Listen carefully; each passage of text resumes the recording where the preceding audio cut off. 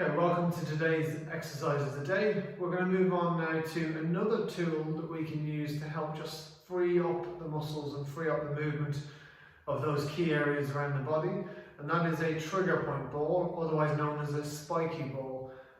Spiky because it's often got spikes in it.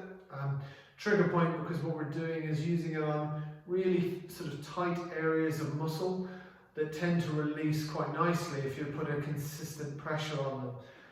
So my absolute favourite for using this ball is into the glute area, the bum area. Often we find if the glutes get tight, if those hip muscles get really tight, it causes problems everywhere. It causes problems in the hip, the lower back, the knees. So using a trigger point ball is one of my favourite strategies to just looking after my own body. And so we're going to show you how to use that today. Now, again, you can use, if you haven't got a trigger point ball, then you can purchase these quite easily, and there's probably going to be, we'll have a link below for this. Or alternatively, you can use a tennis ball or a baseball, something that's lying around at home.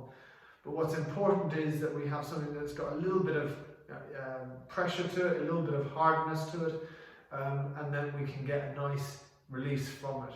Okay, so what we're going to do is just lying on our back. We're going to position the ball on the mat, okay, and then what we're going to do from there is position it into the middle of your bum muscle, okay, and then just roll your body slightly over so as we're focusing our pressure down onto the ball, okay. Then from there what we're going to do is just roll around a little bit, not really fast, just until we find a particularly tender spot, something that really feels like it's a little sharper than the rest. And once we've got that spot, we're just going to hold and relax on it for 30 seconds. Okay, so what we should feel is, sometimes it'll feel initially like it increases in tension a little bit, a bit more sore, and then gradually it should start to feel like it's melting away.